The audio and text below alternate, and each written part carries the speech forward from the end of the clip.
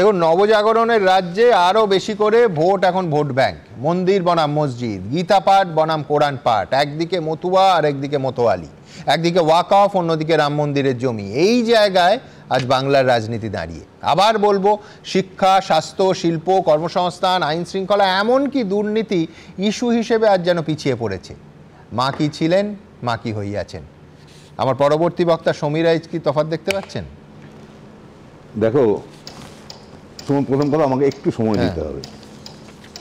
যে আমরা এমন একটা সুন্দর রাজ্যে বাস করছি যেখানে রাজনৈতিক নেতা নেত্রীদের দেখলে মনে হয়, যেমন করে আমরা দুর্গাপুজোর সময় দেখি যে এত পুজোর আয়োজক, তাদেরকে সরকার ভাতা দিচ্ছে, মনে হয় কি ধার্মিক এই লোকগুলো।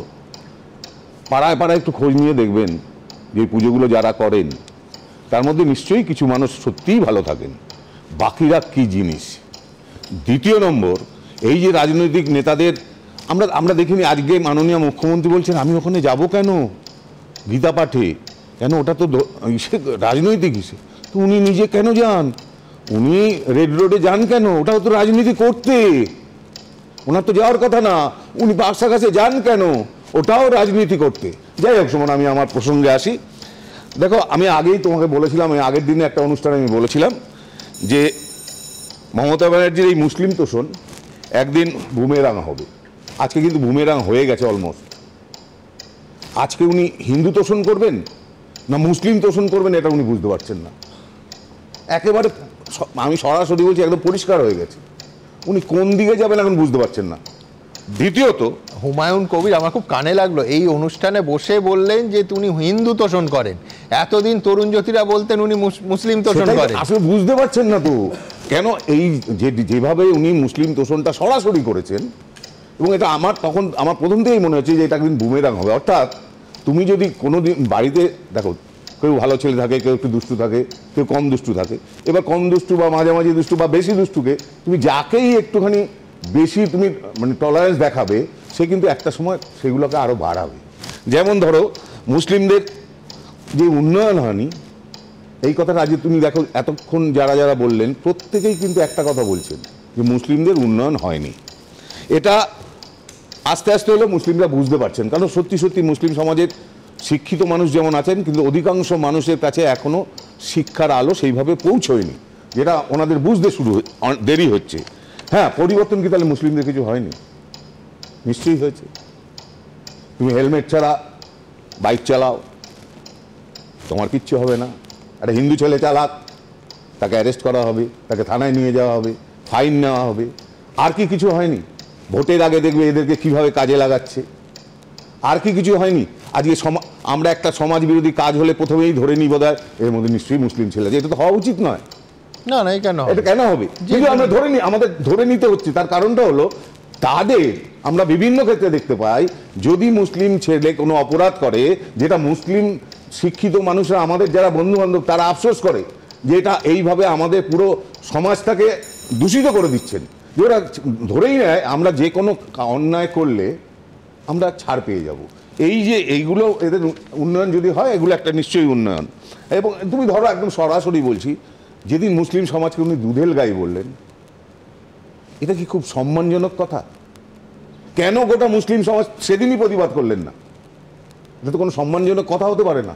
একটা গোটা কমিউনিটিকে তুমি দুধেল গাই বলছো, তুমি একজন মাননীয় মুখ্যমন্ত্রী হয়ে, এটা সত্যি সত্যি মেনে নেওয়া যায় না। কোনো শিক্ষিত শ্রেণীর মানুষ, কোনো সুস্থ মানসিকতার মানুষ এটা মানতে পারবে না। দ্বিতীয়ত, দেখো, আমাদের রাজ্যের মাননীয় মুখ্যমন্ত্রী বুঝেছেন যে আমাদের গরিব গ্রামের যে প্রত্যন্ত গ্রামগুলোতে বা শহরতলিতে যে অসংখ্য দরিদ্র মানুষ আছেন, তাদের পরিবারে যদি 1000 টাকা দেওয়া যায়, 1000 টাকা মাত্র, তুমি বলো তো, ধরো ওই মহিলাকে 1000 টাকা দেওয়া হচ্ছে এবং উনি বুঝেছেন যে ভোটটা আমার বাড়বে, কিন্তু 1000 টাকায় কারোর সংসার চলে? সেই মহিলা কিন্তু আজও বুঝতে পারছেন না যে ওই 1000 টাকা তিনি পাচ্ছেন, কিন্তু তার ছেলে বা মেয়ে বাড়িতে বেকার বসে আছে। এখানে আমার যোগ করতেই হবে যে ভারতবর্ষের রাজনীতি আজকে এই তলানিতে এসে পৌঁছচ্ছে যে প্রত্যেকটা রাজ্যে এই ধরনের সরাসরি অর্থ দেওয়ার প্রকল্প, এবং সেই প্রকল্প সরাসরি ডিভিডেন্ড দিচ্ছে। তুমি একাধিক, পশ্চিমবঙ্গ বাদ দাও, একাধিক রাজ্যের শাসক, মানে আজকের যে শাসক ধরো তরুণের দল এবং বিরোধী কংগ্রেস, প্রত্যেকের প্রতিশ্রুতিতে দেখবে যে ক্ষমতা এলে কত কত টাকা ক্যাশ অ্যাকাউন্টে ঢুকবে। এই জায়গায় এসে পৌঁছেছে ভারতীয় রাজনীতি।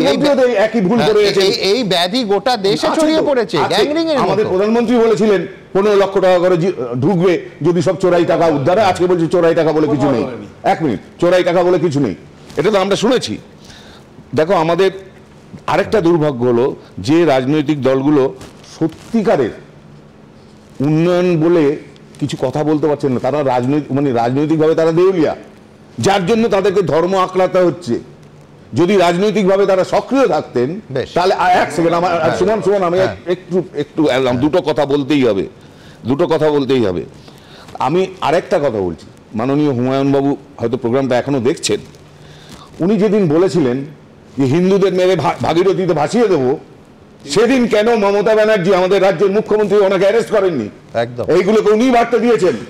এবং আমি মাননীয় হুমায়ুন বাবুকে বলছি, আপনাদের চরিত্রটাও চেঞ্জ করতে হবে। কেন আপনারা মনে রাখবেন, আপনাদের একটা কথাতে প্রচুর মানুষের জীবনহানি হতে পারে।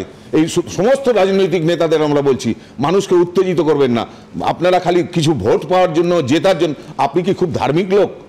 আপনার মনে হয় যে আপনি বাবরি মসজিদ, তাহলে আপনি বাবরি মসজিদ নিয়ে পড়ে থাকতেন, রাজনীতি করতে আসতেন না? মমতা বন্দ্যোপাধ্যায় কালকে অনুষ্ঠানে যাননি, তিনি অনেকে অবাক হচ্ছেন। দেখো, যিনি ঈশ্বরের অস্তিত্বে বিশ্বাস করে না, মানে আল্লাহ ব্যতীত, তিনি গীতা পাঠে কেন থাকবেন? যিনি খিলাফতে থাকেন তিনি গীতা পাঠে কেন থাকবেন? যিনি কাফের বলেন আমি কাফের নয়, তিনি কাফেরদের অনুষ্ঠানে কেন থাকবেন? লাস্ট কথা, একটা জিনিস মনে করে, নদিয়া জেলার ছেলে আমি। নদিয়া শান্তিপুরে কৃত্তিবাস ওঝা যেখানে রামায়ণে অনুবাদ করে বটগাছটা এখনো আছে, তোমাদের অনুরোধ করবো গিয়ে দেখার জন্য। প্রভু রামকে যে বাংলার ঘরের ছেলে বানিয়েছিল, যে প্রথম কোনো ভাষা যেটা অনুবাদ হয়েছিল সেটা বাংলা, তার জায়গাটা উন্নতি কোথায় হলো? না, আমাদের রাজা রামতলার ঘটনাও তোমার নিশ্চয়ই মনে আসে। আসলে কি জানো তো, দুধেল গাইয়ের কথাটা এই যে এতবার বারবার উঠে আসে, সুমনদা তোমার মতন আর্কাইভ পশ্চিমবঙ্গে আর কোথাও নেই। উনি বলেন কে বলেছিল একটু বলো তো, যে গরু দুধ দেয় তার লাঠি খেতে হয়, তার উত্তর যে গরু দুধ দেয় তার লাঠি খেতে হয়, কে বলেছিল এই কথাটা? নন্দীগ্রামে কে বলেছিল? গীতা হাতে গীতা নিয়ে তো এত কথা বলেছিল, ওরা তো কাফের নয়। তাহলে কেন হাত দিয়ে বলো যে কেন শুভেন্দু অধিকারী বলেছিল? কাফেরদের ভোট অধিকারী বলেছিল। আসলে আমরা যখন সর্বধর্ম সমন্বয় করি না, তখন এদের অবস্থা হয়ে যায়। ধর্ম নিয়ে আমি বিশ্বনাথের কাছে আসবো, তার আগে রেশারেশি কোন পর্যায়ে পৌঁছেছে এবং ধর্ম নিয়ে এ রাজ্যে দেখুন।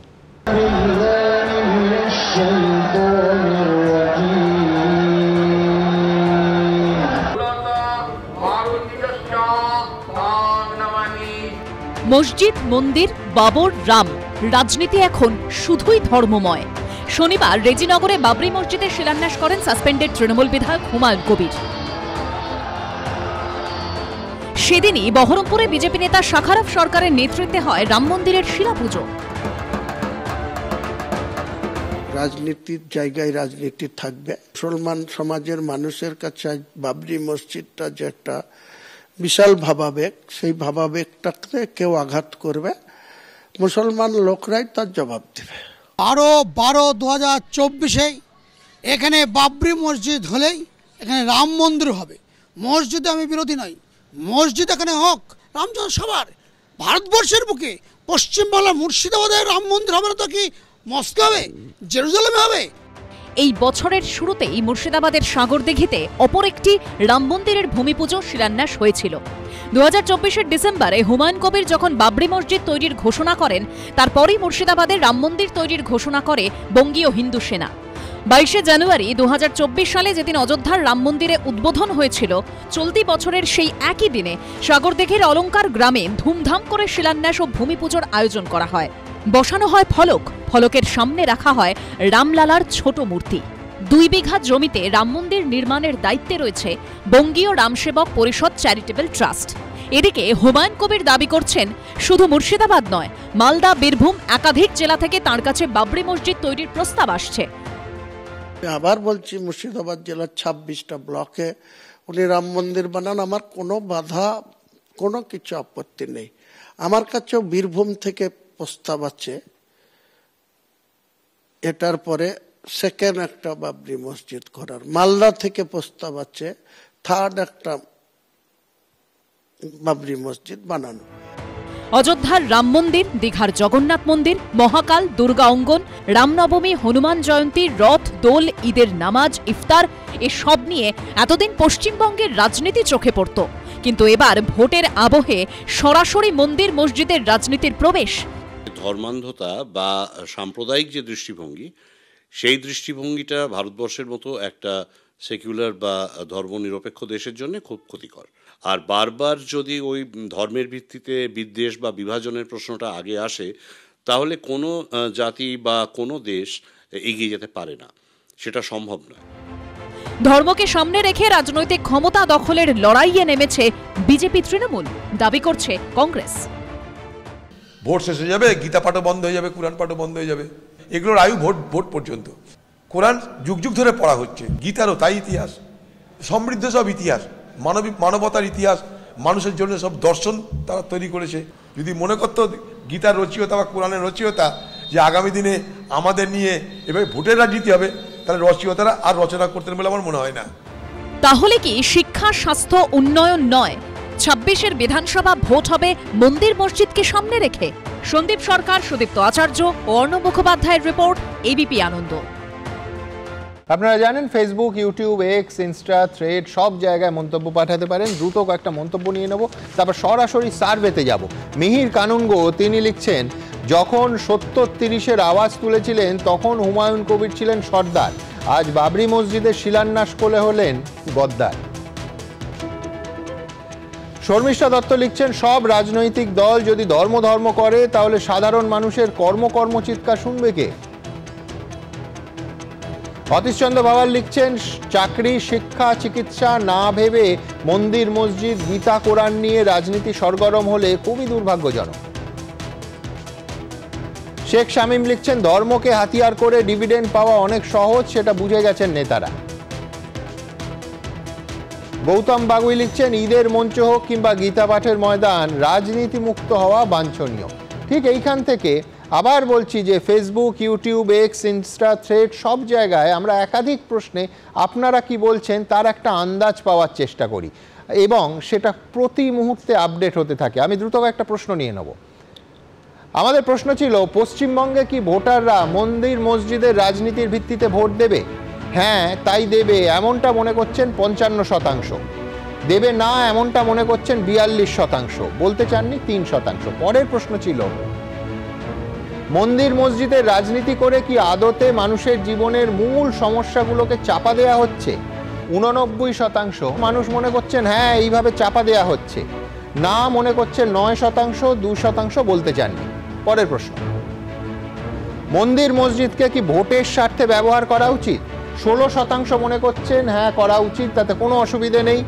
82% মানুষ মনে করছেন মন্দির মসজিদকে ভোটের স্বার্থে ব্যবহার করা উচিত নয়, 2% বলতে চাননি। হুমায়ুন কবির কি তৃণমূলের সংখ্যালঘু ভোটে ভাঙন ধরাতে পারবেন?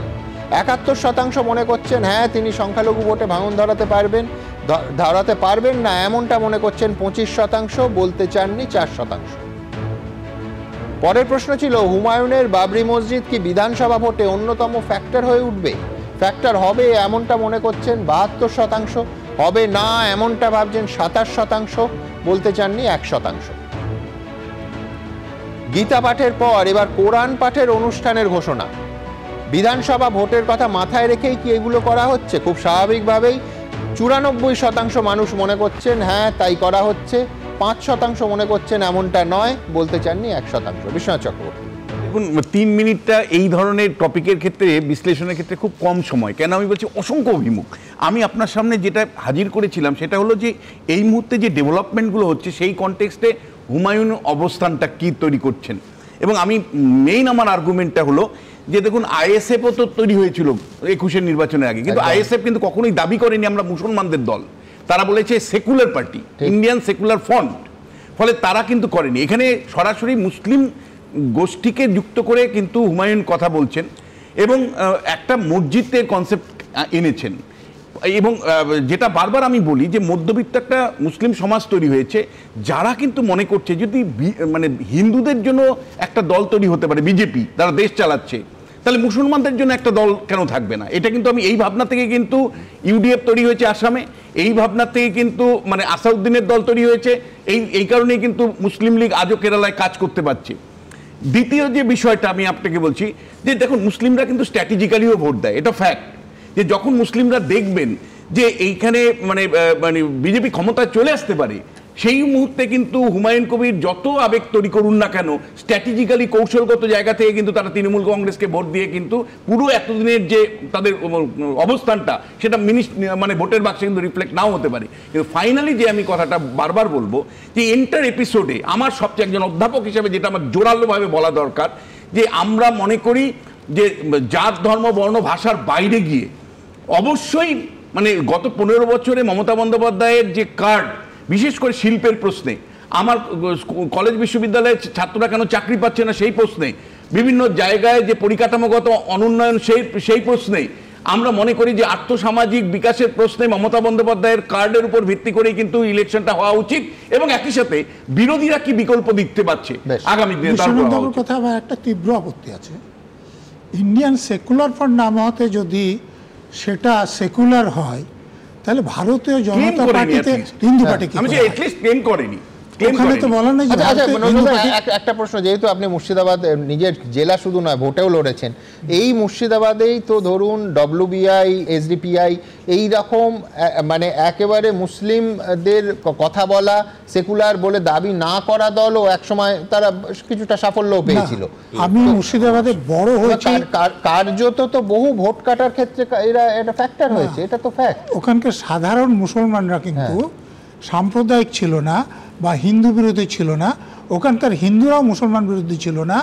রাজনীতি এনে ওটা করা হচ্ছে, বরং আমাদের মধ্যে একে অপরের মধ্যে টলারেন্সটা অনেক বেশি ছিল, তো সেইটা নষ্ট করা হচ্ছে। সব থেকে বড় প্রমাণ হচ্ছে জঙ্গিপুর, যেখানে 60% বেশি হচ্ছে আপনার মুসলমান ভোটার, সেখানে হিন্দু ব্রাহ্মণ সন্তান জিতে পার্লামেন্টে গেছেন। 3টে এমপি সিট আছে মুর্শিদাবাদে, 3টেতেই ওখানে আপনারা জানেন যে মুর্শিদাবাদ জেলায় 67% 11 সালে গণনা ছিল। যেন আমার বাড়ি ডোমকলে 90% লোক মুসলমান, কিন্তু মুর্শিদাবাদে দেখবেন যে এমন জায়গায় যে মুসলমান এলাকা কিন্তু সেখান থেকে হিন্দু প্রার্থী জিতেছে, এরকম আপনি রেকর্ড পাবেন। অন্যরকম উদাহরণ যদিও কম, সেখানকার লোকেদের মধ্যে কিন্তু এই সাম্প্রদায়িক ভাবনাটা ছিল না, কিন্তু এখন সেখানে ঢোকানো হচ্ছে এবং ঢোকানো মানে 24 সালে আপনাকে বলছি অধীর চৌধুরীকে হারানোর জন্য ইউসুফ পাঠানকে যেভাবে আনা হয়েছে। একটু বলি যে হুমায়ুন যে টেম্পোটা তুলে নিয়েছেন, এখান থেকে ও ফেরত যাওয়া মুশকিল, কিন্তু ফেরত যাওয়ার জায়গায় নেই। তার ফলে ওর ভবিষ্যৎ কি আমি বলতে পারবো না। ভবিষ্যতে ইউডিএফ এর কথা যেটা বললেন, মানে যে আজমল সাহেবের কথা বললেন, ওরা শেষ হয়ে গেছে গত নির্বাচনে, একটা সিটও জেতেনি আসামে। যাই হোক, হয়তো নজরুল এর পার্টিটা হুমায়ুনের পার্টি একই অবস্থা হতে পারে, 26-এর নির্বাচনে মুসলমান ভোট কিন্তু ভাগ আবার একটা বিরাট জায়গায় চলে এসছে।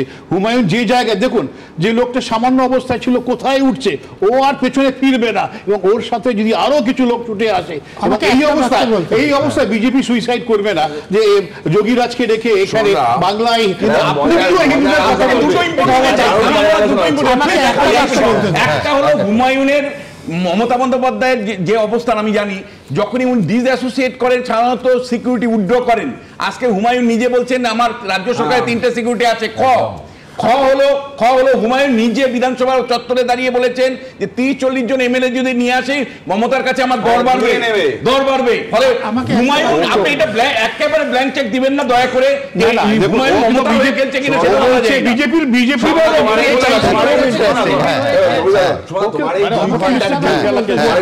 তার আগে আমি যাব নজরুলদা, তার আগে দর্শকদের মনে করিয়ে দিতে চাইবো যে হুমায়ুন কবির যখন দল ছাড়লেন 2015 সালে, সেই মুহূর্তে তার আগে থেকে তার নিরাপত্তা রক্ষীরা উইথড্র করা হয়েছিল, এখন কিন্তু উইথড্র করা হয়নি। আপনাদের মনে থাকবে এই অনুষ্ঠানে দল থেকে তাকে সাসপেন্ড করার পর বসে বলেছিলেন যে যে কোনো মুহূর্তে তিনি খুন হয়ে যাবেন, আপনাদের মনে থাকবে, আগের দিন দেখিয়েছি। হ্যাঁ, আমি বলছি যে ভোটে জেতা আবেগ দিয়ে হয় না।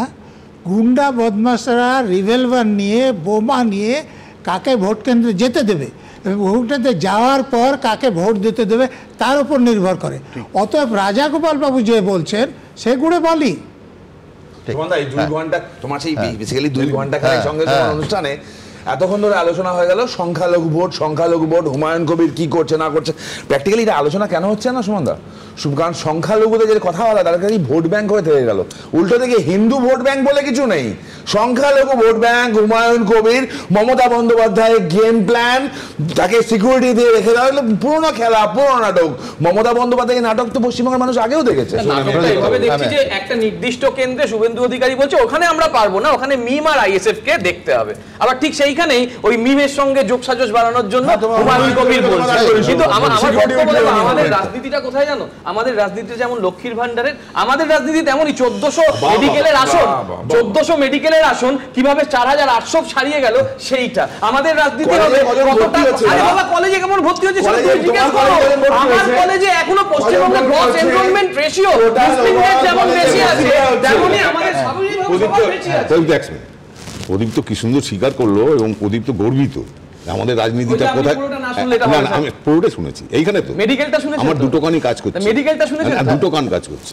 তো বলছি যে প্রদীপ তো বললো না যে আমরা রাজনীতিটা করি লক্ষ্মীর ভান্ডার, অর্থাৎ যারা লক্ষ্মীর ভান্ডারটা পাচ্ছেন তারপরেরটা 1 মিনিট তারা একটু চিন্তা করবেন তারপরেরটা ওটা আপনাদের সত্যিকারের সংসারের উন্নতির জন্য না, রাজনীতি।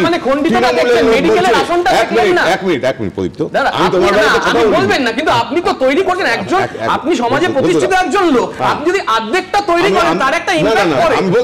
আমি বলছি মানুষ যথেষ্ট বুদ্ধিমান সমিতদা, মানুষের টাকা নিয়ে ভোট দেবেন কিনা সেটা তিনি ঠিক, যিনি ভোট দিচ্ছেন তিনি ঠিক করবে। তুমি 100 বার বললেও তিনি, যিনি ভোট দিচ্ছেন তিনি ভোট দেওয়া থেকে বিরত থাকবেন না। আর প্রদীপ তো 100 বার বললেও সেটা একটা কথা বলবো, যেরকম হুমায়ুন বাবুর সিকিউরিটি তোলা হয়নি তাতে কিছু ইন্ডিকেট করছে যে রাজ্য সরকার অন্য কিছু ভাবছে কিনা বা কোনো আঘাত হবে কিনা, আবার হতেই পারে এটা। কারণ প্রথম কথা আমরা কোনো পলিটিশিয়ানকে বিশ্বাস করতে পারি না, এটা ওনাদের কর্মকাণ্ডে।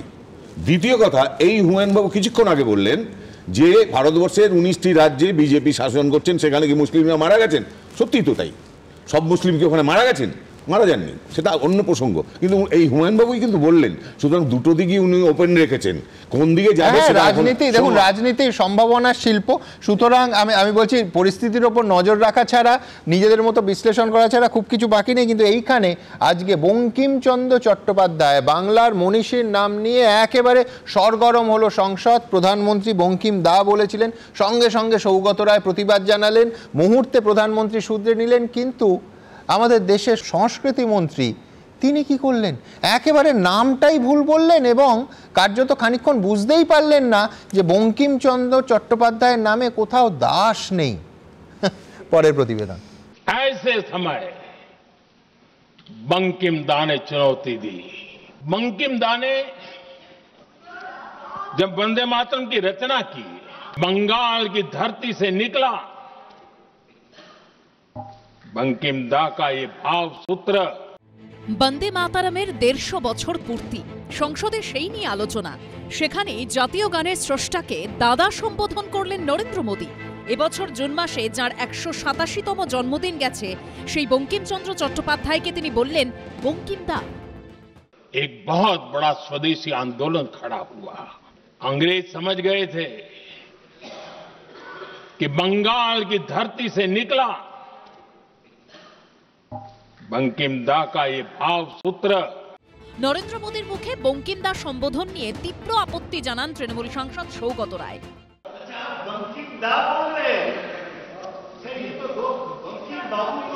बंकिम बाबू बोले। अच्छा, thank you thank you thank you thank you thank you, आपकी भावनाओं के लिए मैं आदर करता हूं। बंकिम बाबू ने थैंक यू दादा, थैंक यू। हाँ, आपको तो दादा कह सकता हूं ना, वरना उसमें भी आपको इतराज हो जाएगा। बंकिम बाबू ने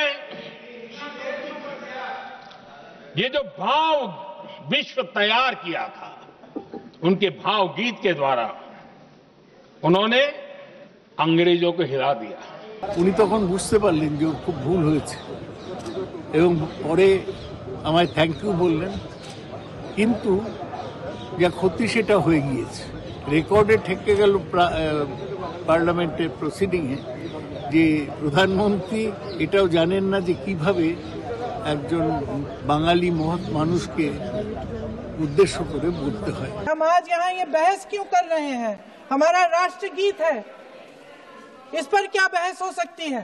बंगाल का चुनाव आ रहा है, हमारे प्रधानमंत्री अपनी भूमिका निभाना चाहते हैं उसमें। নরেন্দ্র মোদী মন্ত্রিসভার সদস্য বিজেপি সাংসদ গজেন্দ্র সিং শেখাওয়াত আবার বঙ্কিমচন্দ্র চট্টোপাধ্যায়ের পদবী মনে করতে পারেননি। वंदे मातरम जब महान कवि बंकिम दास चटर्जी ने लिखा, चटर्जी जी ने लिखा था, तब उन्होंने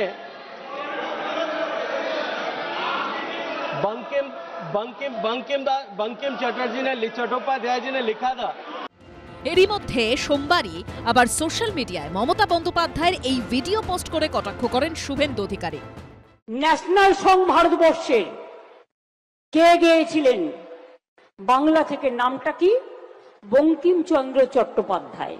বন্দে মাতরম, সুজলাং সুফলাং শস্য মাতরম, সুজলাং সুফলাং শস্য মাতরম, সুজলাং সুফলাং শস্য মাতরম। মুখ্যমন্ত্রীর পুরনো মন্তব্যের প্রসঙ্গ টেনেও কটাক্ষ করেছে বিজেপি। কাকুলি ঘোষ দস্তিদার কিংবা সৌগত রায়রা কি পশ্চিমবঙ্গের মুখ্যমন্ত্রীর বিবৃতিগুলো ভুলে গেছেন? ফলের রস খাইয়ে বেলেঘাটায় রবীন্দ্রনাথ গান্ধীজির অনশন ভঙ্গ করিয়েছিলেন? ভুলে গেছেন? পশ্চিমবঙ্গ বিধানসভায় দাঁড়িয়ে মুখ্যমন্ত্রী বলেছিলেন যে এই বিধানসভা ঐতিহাসিক বিধানসভা, রাজা রামমোহন রায় এখানে সতীদাহ প্রথা বিরোধী বিল পাশ করিয়েছিলেন। একদিন এই বাংলার অ্যাসেম্বলি থেকে আমরা সতীদাহ প্রথা নিবারণ বিল পাশ করেছিলাম। তারপরে এই বিলটা সর্বভারতীয় পর্যায়ে পাশ হয়। যদি আমি ভুল না হই তাহলে কথা সত্য, গান্ধীজির অনশন একসময় ভাঙাবার জন্য বিশ্বকবি রবীন্দ্রনাথ ঠাকুর এক গ্লাস ফলের রস নিয়ে গিয়েছিলেন। বঙ্কিমদা সম্বোধন ঘিরে বিতর্কের দিনেই সংসদে স্বাধীনতা সংগ্রামী সূর্য সেনের কথা বলতে গিয়ে প্রধানমন্ত্রী মাস্টারদার জায়গায় বললেন মাস্টার। मास्टर सूर्य सेन को 1934 में जब फांसी दी गई तब उन्होंने अपने साथियों को एक पत्र लिखा।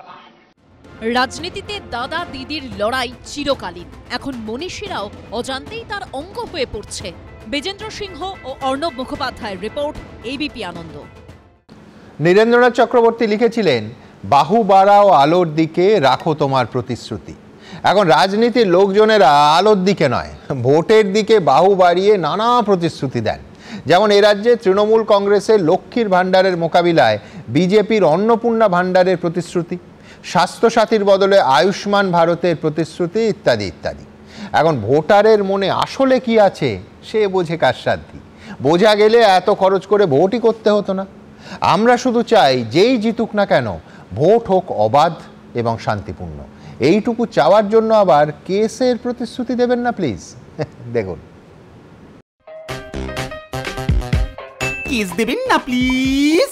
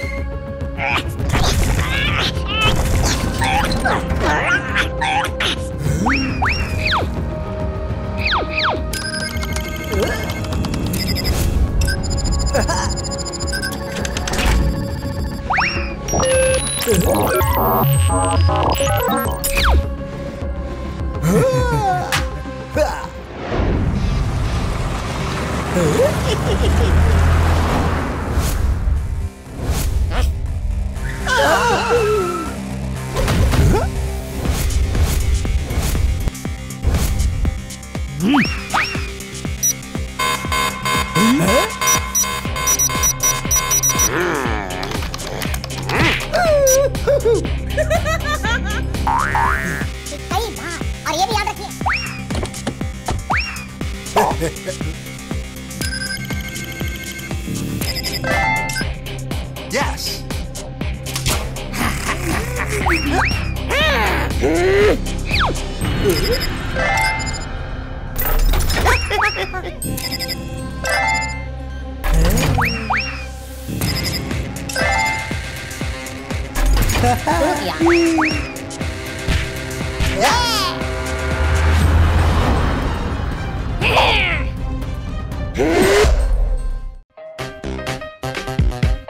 কিস দেবেন না প্লিজ।